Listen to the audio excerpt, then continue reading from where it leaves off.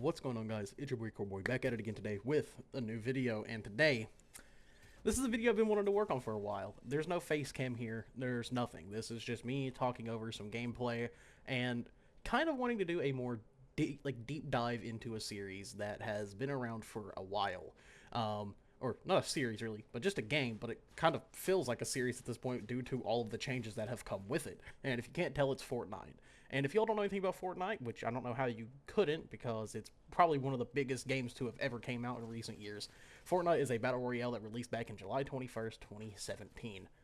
Which, wow, that's a while. That is 7 years of this game. We're actually getting closer and closer to the 10-year anniversary of a game that came out when I was a sophomore in high school, which is insane to me. I can't believe that. I remember when Fortnite came out, and actually, to go further, I remember when I still got my first Game Informer after the studio known as Epic Games decided no more Gears of War, we're switching to something else, and I got a Game Informer. If you don't know what Game Informer is, if you're too young to remember that era of things, I know a lot of people that are my age and older will remember this. It was a magazine. You usually got them through GameStop. You could go there and have a subscription service to get Game Informers in the mail every month, and it was to go over like all the games that were coming out, show a little bit of insights, have interviews with devs. It was a bunch of stuff. Like, Game Informer had it all. If you cared about video games and you loved them like I did as a kid, you always looked forward to when Game Informers were going to be showing up at your house.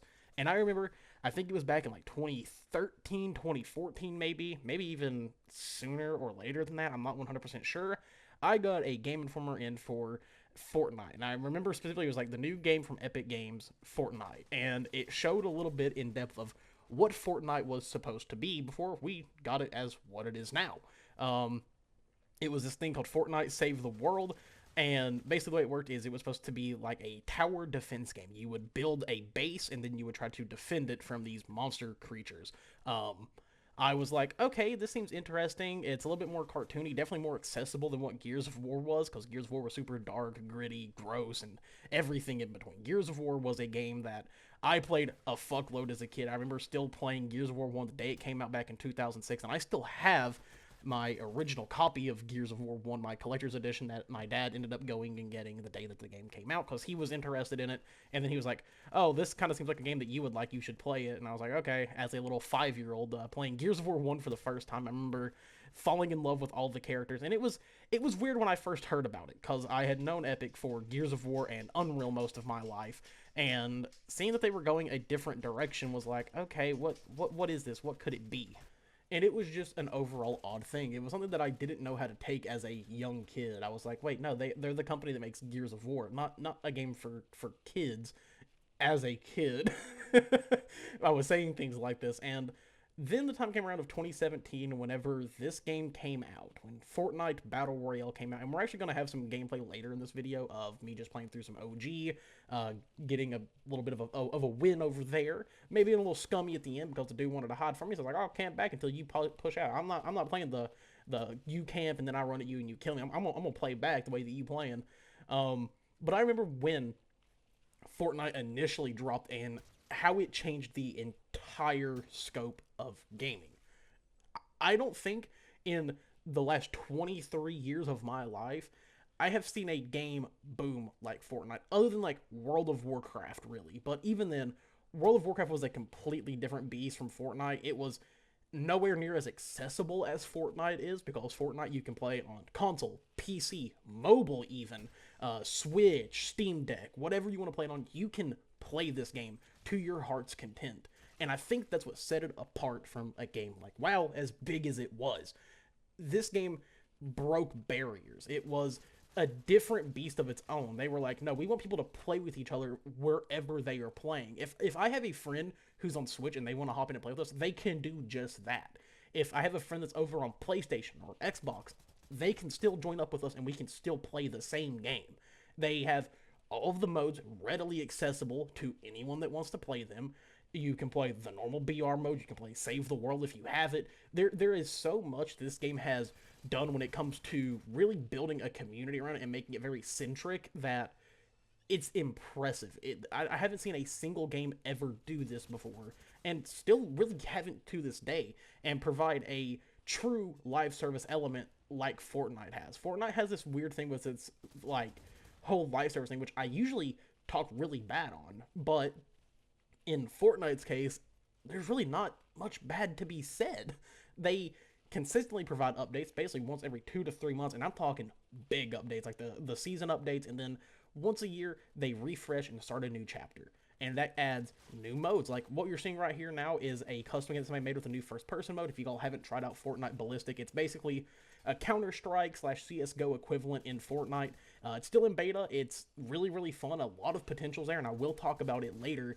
But seeing them at things like that where they're like, okay, well, maybe people don't want to play BRs anymore, and they can kind of see that that trajectory is kind of falling. They're like, well, let's just make basically a whole new game within our game that's already existing to continue having that player base that is stuck around. And I mean, I don't think I know a single person that doesn't enjoy Fortnite to a degree. I know there's the people that make fun of like it's still a kid's game, it's this and that, but I don't know. I don't think since games like Modern Warfare 3, Black Ops 2, Halo 3, Gears 3, I've had a game that I can consistently get all of my friends on to play.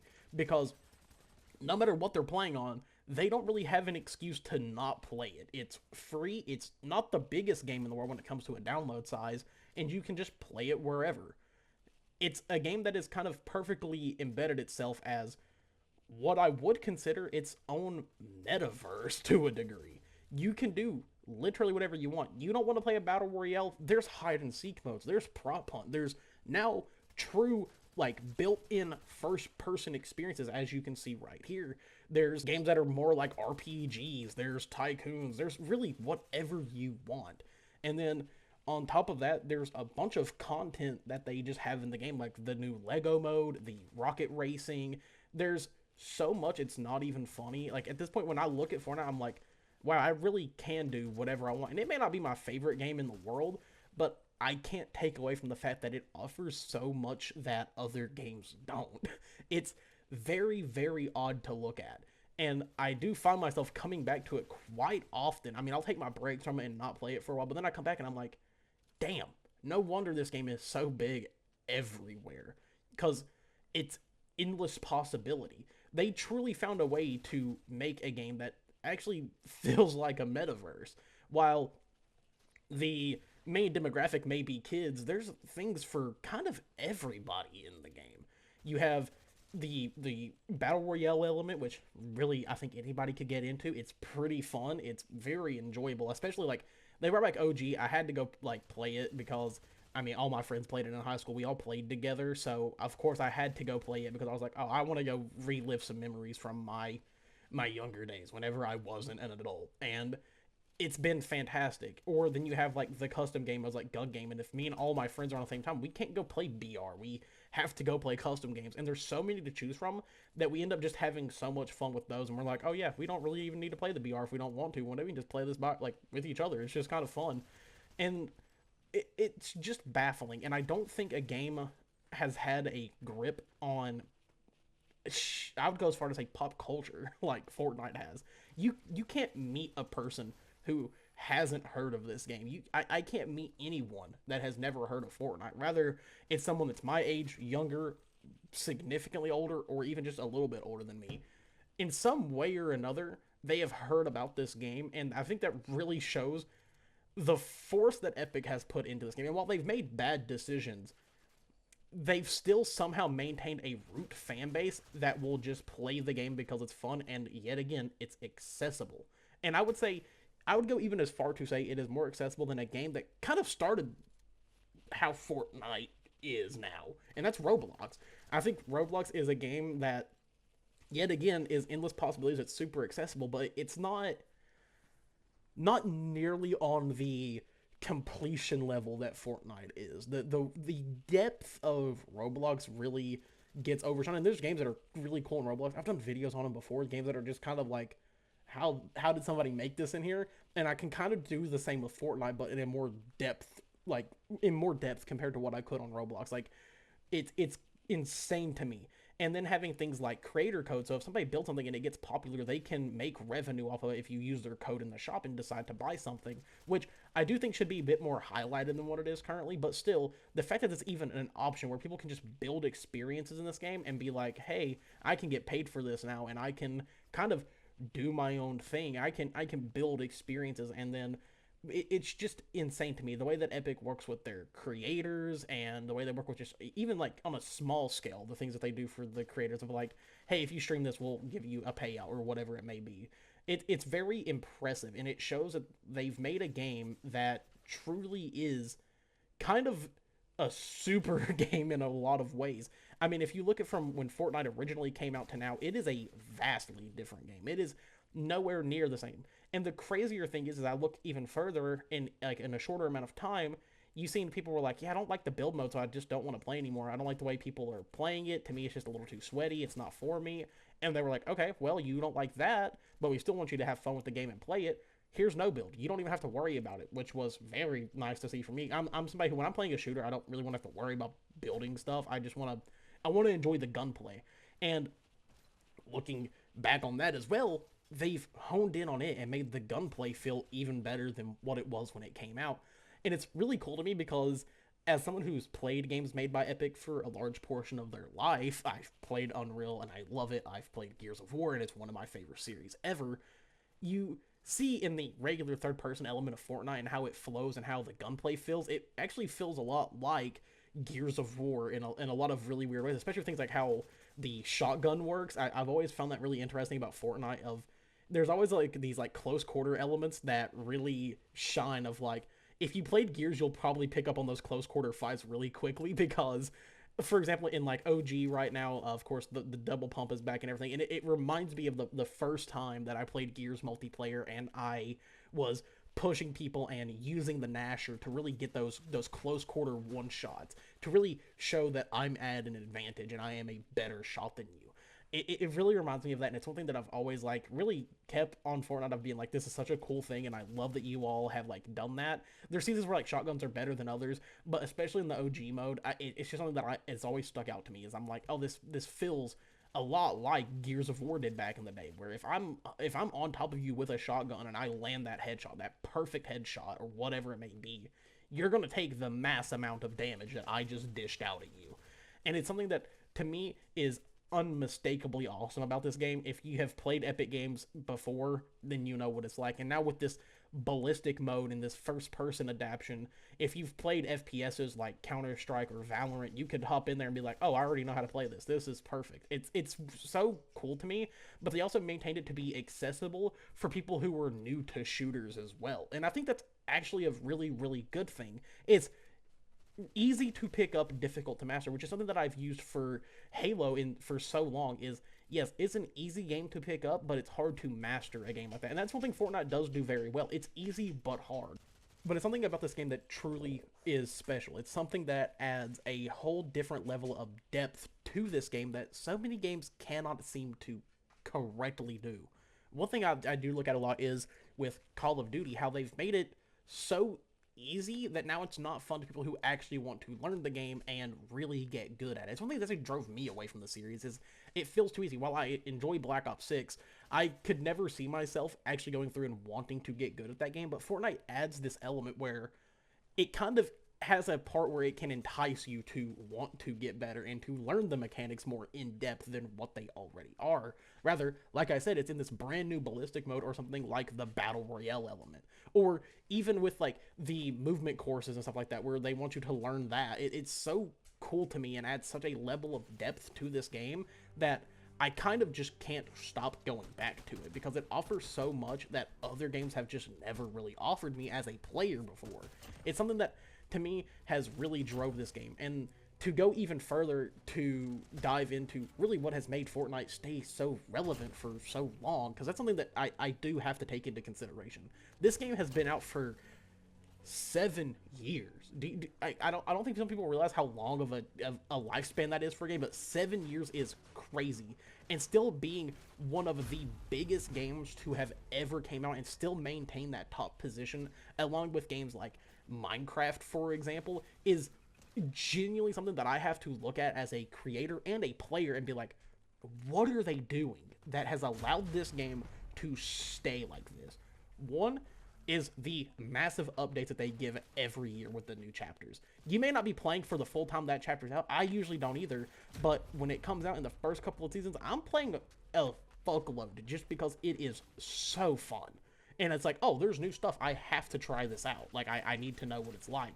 And I think Epic knows that, and that's why they put out these seasonal, like, these chapter updates by year, is they know, hey, we know that our core fan base will stay here the entire time because they enjoyed the game for what it is, but we know that we need to drag people back in to come play again.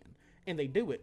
Or the things with collabs, like with pop culture fixtures, like doing the Teenage Mutant Ninja Turtles collab. Or recently, they did an update where in the shop there's Unreal Tournament skins.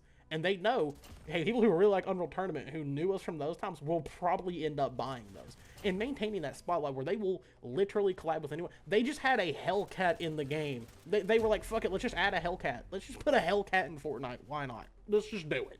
And doing stuff like that maintains the game's relevancy even more because they're not afraid to work with these brands that are a bit more in the spotlight than a video game, but it allows them to be like, hey, it's in our game. If you really like this, you can buy it. For example, they originally added like the ability to equip shoes onto certain characters, and we're like, yeah, let's just do Jordans because everybody knows what Jordans are. Let's just throw them in. They do things to keep that conversation going and to make this game even more of a metaverse than what it already is. You can play as anyone. I mean, most of the time I'm running around as the Doom Slayer from the Doom game series, which is a completely different studio that makes that game, by the way, a completely different IP, but they realize, I think, from id and Bethesda's end, and also Epic, hey, there's people that like this game series a lot. Why don't we add something in it for them to come and buy and to have as on their character? Because it entices people, yet again, to come and try the game out. They've done collaborations with Destiny from Bungie Studios. They've did collaborations with Halo from 343, and now Halo Studios. They've done Gears of War from the Coalition.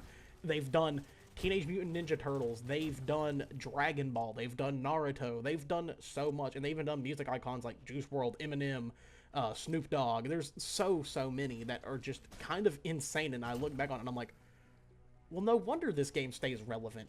They do everything. They aren't scared to be like, hey, we know what people like. We know what people want to see.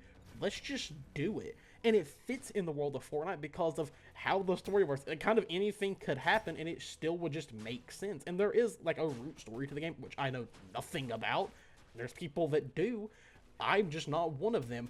But it's clearly cut as, yeah, no, this just makes sense. It's like a simulation. And it's really cool because it just works within the game. If you're just a casual player, yet again, there's something for you there. If you like pop culture, there's something for you there. It's so insane to me how they have managed to keep that. And I know people have complained about it. People are like, oh, well, now every game has to do this. And not necessarily every game has to. They choose to try to compete with Fortnite, which I think isn't the greatest decision.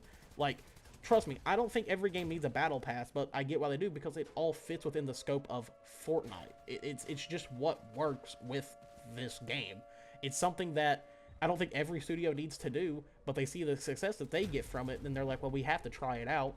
And I get people's complaints with it. It's kind of boring now at this point. But Fortnite keeps their battle passes as an actual really fun thing, offering out multiple passes and being like, well, hey, you can just get the stuff for whatever you like. You can buy the one that you want to get and then just go through it and get it done pretty quickly with the quest or just playing the mode, whatever it may be. They offer so much more than what the typical battle pass is.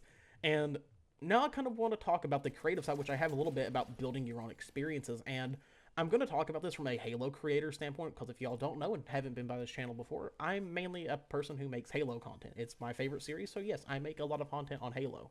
And I've actually started thinking a lot more often of the Forge mode within Halo Infinite and how people were upset that Forge took so long to come out. I think I finally understand it, though. Playing Fortnite for as long as I have, and that sounds crazy to say, but there's a reason, I think, why 343/Halo Studios wanted to make Forge what it is in Halo Infinite. And it's kind of clear. They've seen the success that Fortnite has had with the creative mode. So why wouldn't they make something to that equivalent within their own game? And I see that now more than ever. Because if you look at Forge and what it offers in Halo Infinite and then compare it to Fortnite's creative mode, it may not be necessarily on the same scale with like players and everything, but it gives you the ability to build whatever you want to see in that game at that given time. You just have to have the skill to build it, and we see it. And it's one thing that I actually commend both of these games on so heavily because they allow you to make an experience that is unlike any other. In Fortnite, you have people making different game modes, you have people making story modes, you have people making survival modes, you have literally anything that you want. Even things like RPGs have been made in this game, or things like raid fights and stuff like that, which is really, really cool. And then I look at Halo Infinite, I'm like, well, people have done those same things there. Maybe not with the palette that Fortnite offers because it's so much, you can literally just use everything in the game and even sometimes throw in your own stuff if you want to. I've noticed sometimes I'm like, oh, this isn't from Fortnite necessarily. Like they just put this in here. They took the prefabs and built their own thing with it. It's really, really cool. And I think that's one thing that adds to the replayability. Oh, you don't want to play a BR right now. Well, guess what? There's more in Fortnite than just BR. There's any mode. I have friends who play this game who don't even play the BR half the time. They're just like, no, there's really good custom games in here, and I just actually have a lot of fun playing them. There's ones that have story, there's ones that have depth, there's fun survival games, because if you are a fan of things like COD Zombies, you can go play survival modes in Fortnite, and they're pretty good, actually. There's some that even have Easter eggs in them that are genuinely very, very well built. It's impressive to me. And that's the main focus of this video, is talking about the things that have kept this game so relevant for so long, because it's impressive. It's something that I look at as a gamer and someone who has been playing games for a big majority of their life. I've probably been playing games for around 20 or so years now. I remember starting out at a really young age, and no game has ever encapsulated what this single game has. And I think that's one thing that we have to look at. Does every game need to have what Fortnite has? No. And I do think a lot of teams need to stop trying to compete with what Fortnite has, because you aren't going to be able to do it on the level that this game has. Fortnite is kind of a beast that is unstoppable, and the only way that I could ever see it ending is if Epic ever shut it down. That is the only way I could ever see it. Or Epic says, hey, we're going to keep the servers up, but we really don't want to do much more with it. And honestly, I wouldn't be surprised if Epic was like, hey, you can buy, the engine and you can build whatever you want in it so that we can keep this game alive. I could see that. Or who knows, we could even see Epic just never leaving the game ever and being like, no, this is our thing now. This is what we provide. Kind of like Blizzard and WoW. While Blizzard has went to build other games and make other games, WoW has always been like their big focal point because so many people still play it. Same with Diablo. It's impressive. It's something that I look at as someone who's been playing games as long as I have, and I'm like, well, no wonder this game is so big. Anyone, and I mean anyone, can play it. If you have the device to play it, it's probably on there. If you have a device that can connect to internet, that has a screen that you can use controls on, it's more than likely on there, except Apple, which I think they're actually working on getting it back onto Apple services, or it could be already, and I just don't know that. So if I do, down below, correct me on that so I do know for ahead of time. But it's really cool. It's something that I genuinely look at as a gamer and I go, that's really, really impressive, because it's something that's never been done before. And yet again, I want to restate this. Not every game needs to do this. Games need to be their own thing, and Fortnite is, in every way possible, its own thing. We don't need a Fortnite 2. I don't need another game trying to be like Fortnite. And even talking from the Battle Royale sense, because so many games were trying to do it and didn't succeed like Fortnite because it didn't offer the things that Fortnite offered, yet again, like accessibility. And the biggest reason it really worked for Fortnite was because it was the first Battle Royale to kind of be on everything. Most games like PUBG or H1Z1 were very much dominated by the PC scape, and you couldn't play it on other consoles. You could H1Z1 way later in its life, but you couldn't do that with PUBG other than the mobile version, which was significantly, you couldn't play with the PC players. It didn't matter as much. But with Fortnite, they were like, well, people want to play Battle Royale games, and they want something that is different, and they have offered that time and time again. With each chapter update, with each season, with each new mode that they integrate, with the creative mode, with everything, the collaborations, It all sticks to be its own thing. And that's what I wanted to drive into this video was it's okay to not be Fortnite. And it's okay to play other games that aren't Fortnite as well.